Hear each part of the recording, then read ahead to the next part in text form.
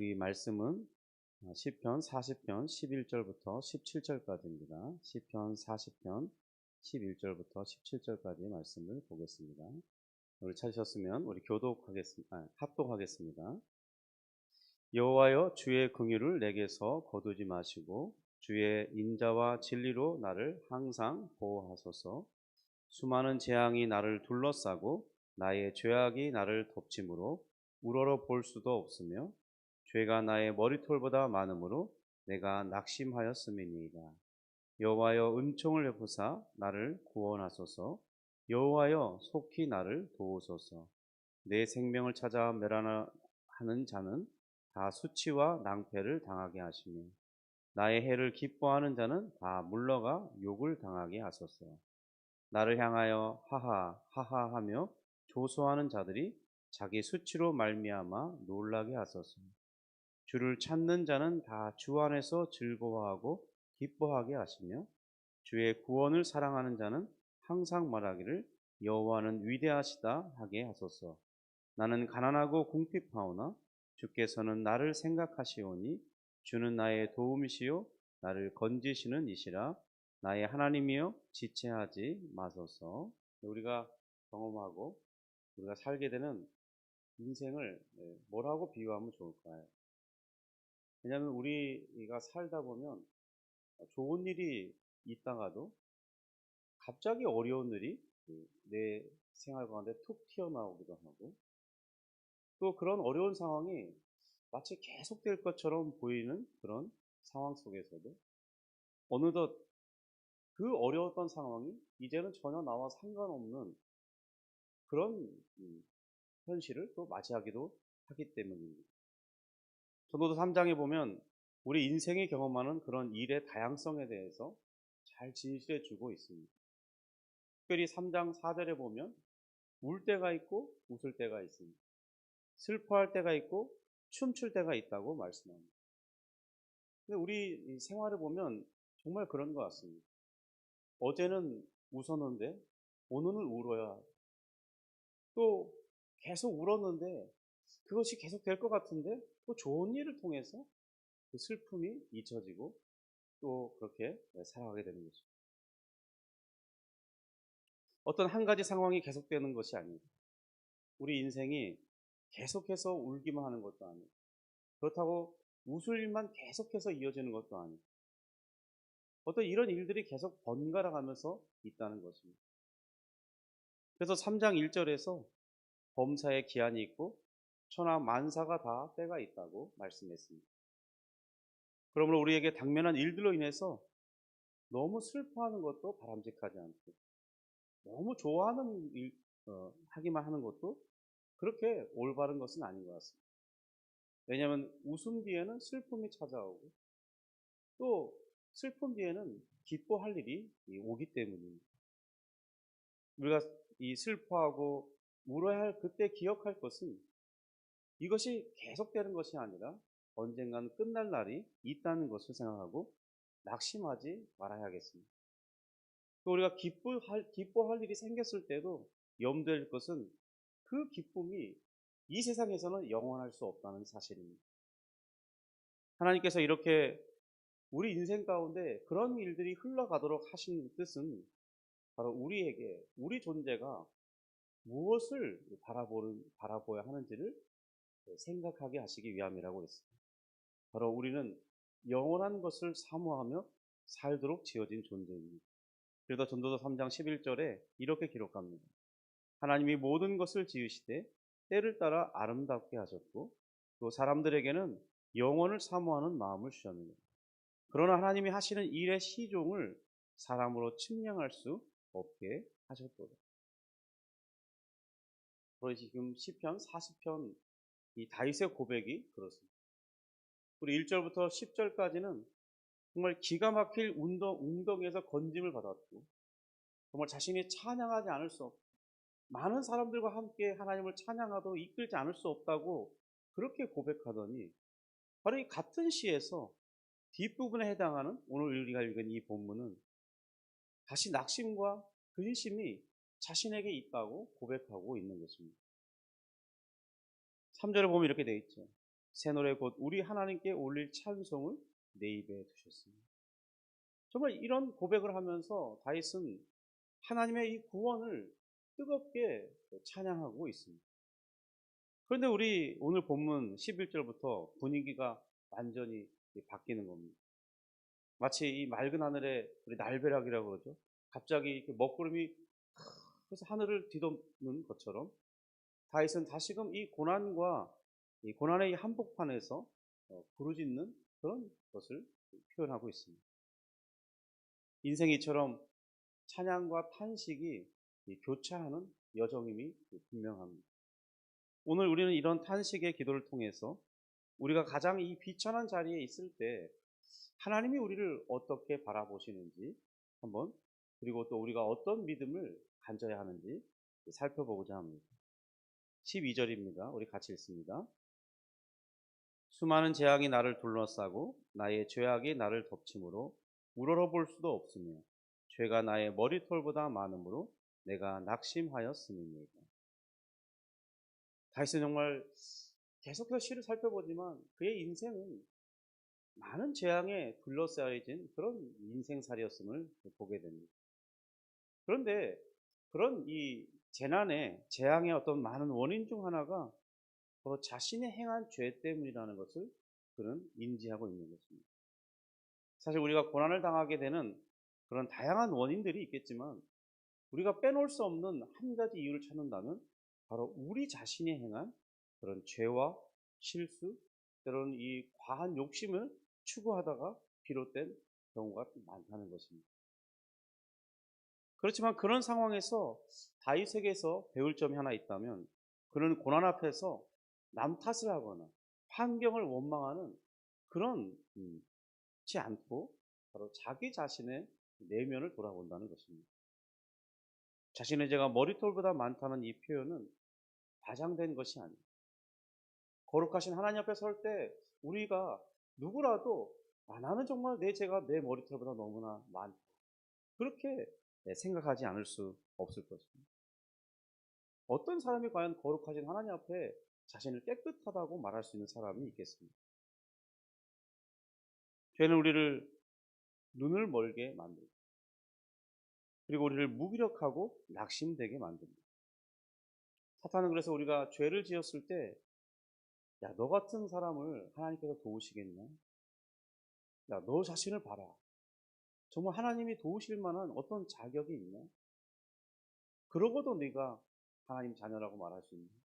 이런 스스로도 돌아봐도 그런 사탄의 어떤 주는 이 음성을 부정할 수 없는 우리 자신을 보게 됩니다. 여러분, 이럴 때 우리는 과연 어떻게 해야 하겠습니까?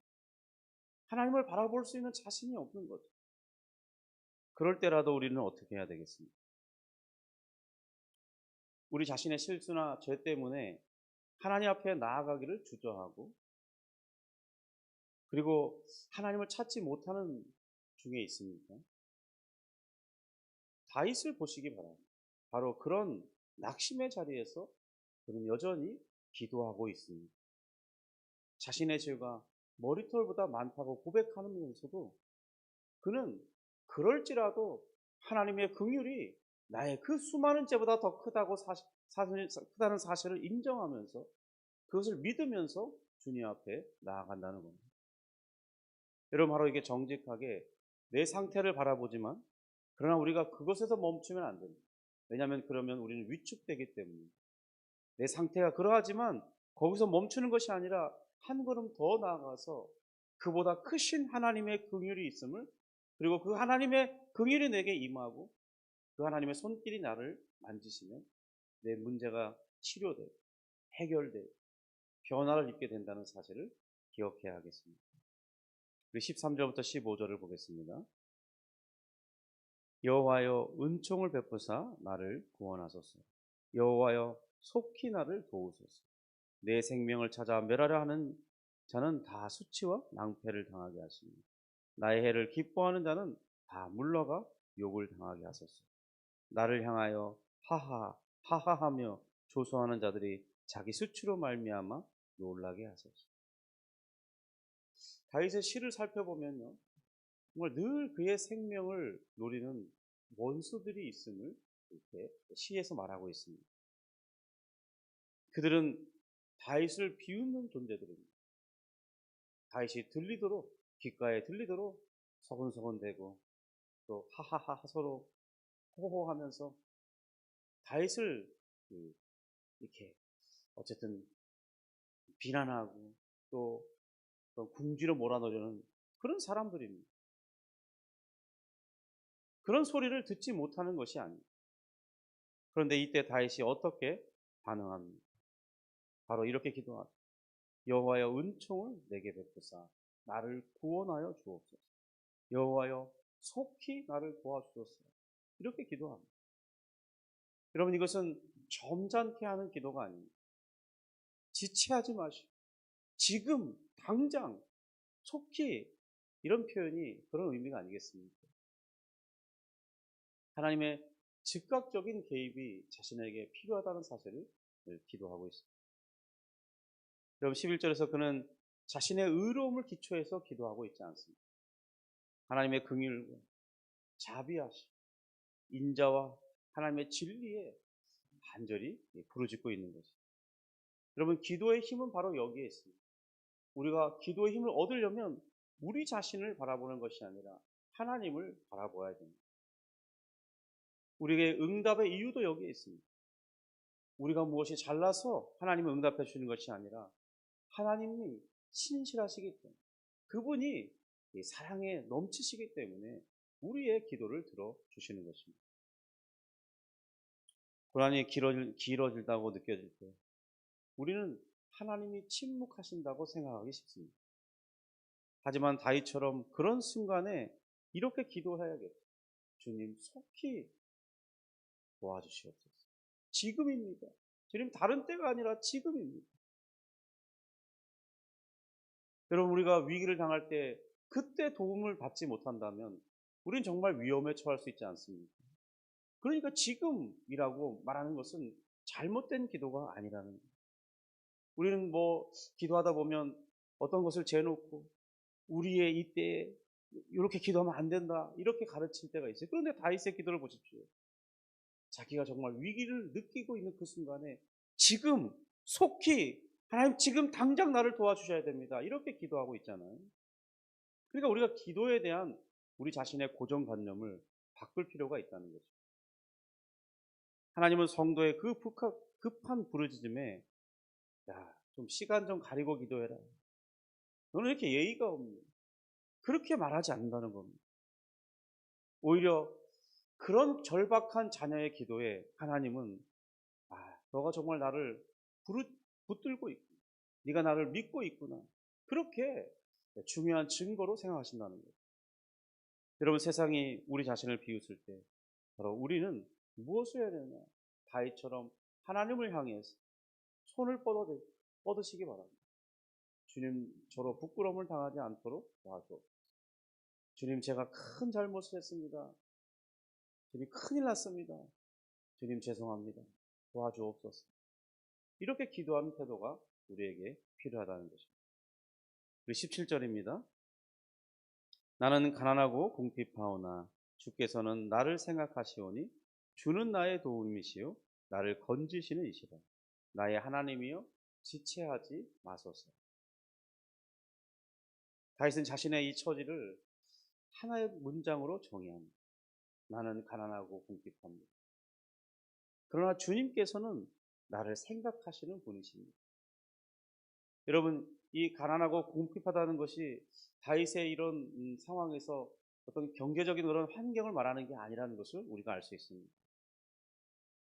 이 고백은 자신에게 하나님이 단 1초라도 돕는 그런 일이 중단된다면 자신은 파산 상태에 이를 것이라는 그런 믿음의 고백인 거예요. 스스로를 도울 힘이 없다는 사실을 처절하게 고백하는 것입니다. 여러분 생각하다라는 이 단어는 단순하게 어떤 우리가 이 잡생각이 떠오를 때 그런 생각을 이렇게 생각하듯이 그런 것이 아닙니다. 이 생각하다는 말은 정말 치밀하게 계획하고 의도적으로 그것을 부여잡는 그런 것을 의미합니다. 우리 자신은 자기를 쓸모없다고 별 볼 일 없는 사람이라 생각할지 모릅니다.